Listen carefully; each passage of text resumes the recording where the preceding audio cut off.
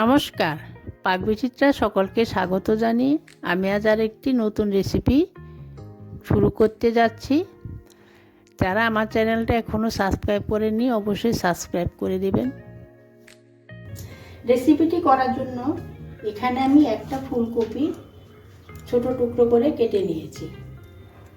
একটা বড় সাদা আলু আমি ছোট ডুমো করে কেটে নিয়েছি। কিছু মটরশুঁটি নিয়েছি, এখানে 100 গ্রাম মটরশুঁটি আমি খোসা ছাড়িয়ে নিয়েছি। এখন আমি আলু ফুলকপিটা ভাপিয়ে নেব। ফুলকপিটা আমি দিয়ে দিচ্ছি, আলুটাও দিয়ে দিচ্ছি। এখানে আমি পরিমাণ মতো জল নিয়ে নিয়েছি। এখন আমি 5 মিনিট ভাপিয়ে নেব। আমি কিন্তু মটরশুঁটিটা এখানে সিদ্ধ করব না। দেখুন আমি 5 মিনিট ভাপিয়ে নিয়েছি। এখন গ্যাসটা বন্ধ করে দিচ্ছি। আমি আলু আর ফুলকপিটা তুলে নিচ্ছি। দেখুন এখন আমি ফোড়নটা ভেজে নেব। তার জন্য আমি একটা প্যানে 3 টেবিল চামচ সাদা তেল দিয়ে গরম করে নিয়েছি। এখন আমি 5 সেকেন্ড ভেজে নেব। এখানে আমি ফোড়নে কালো জিরে নিয়েছি। এরপর দিয়ে দিচ্ছি পেঁয়াজ কুচি। এখানে আমি দুটো ছোট পেঁয়াজ নিয়েছি। 2 মিনিট ভেজে নেওয়ার পর সবজিগুলো দিয়ে দিচ্ছি। সবজিগুলি আগে ভাপিয়ে নিয়েছিলাম। এভাবে পেঁয়াজের সাথে বেশ কিছুক্ষণ নেড়ে নেব।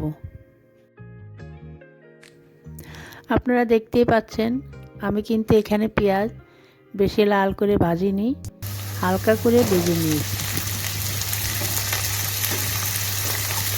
সবজিগুলো 5 মিনিটের বেশি ভাপানো যাবে না। বেশি ভাপানো হলে রান্নার সময় গলে যাবে, অসুবিধা হবে। এরপর দিয়ে দিচ্ছি মটরশুঁটি। মটরশুঁটি কিন্তু সেদ্ধ করার প্রয়োজন নেই, বাজারে তো এখন মটরশুঁটি সরাসরি, তাই এই সময় এই রেসিপি একদম পারফেক্ট। এরপর দিয়ে দিচ্ছি সমস্ত গুঁড়ো মশলা। দিয়ে দিচ্ছি 1 চামচ নুন, 1/2 চা চামচ হলুদ গুঁড়ো, 3টি চেরা কাঁচা লঙ্কা। এখন অনবরত নাড়তে থাকবো সবজিগুলো যতক্ষণ না নরম হচ্ছে। যখন দিতে বলবো তখন এই রেসিপিটি অত্যন্ত একটি সহজ রেসিপি, কারণ এই রেসিপিতে খুব বেশি একটা উপকরণ লাগবে না। এই রান্নায় কিন্তু কোনো রকম জল ব্যবহার হবে না, তাই সেভাবেই সবজিগুলো ভাপিয়ে নিতে হবে। সবজি কিন্তু এই সময়ে নাড়তে থাকতে হবে, না হলে লেগে যাওয়ার সম্ভাবনা থাকে। গ্যাস কিন্তু আমি মিডিয়ামে রেখেছি। বাজারে কিন্তু এখন ফুলকপি পাওয়া যাচ্ছে সহজ। গরম গরম রুটি বা ভাতের সাথে ফুলকপির এই রেসিপি কিন্তু জমে যাবে। দেখুন আমার রেসিপিটি প্রায় হয়ে এসছে। আমি একটা কাঁটা চামচের সাইজে দেখিয়ে দিচ্ছি আলুটা কত সুন্দর নরম হয়েছে। আমার সবজিগুলো কিন্তু দেখতে খুব সুন্দর হয়েছে।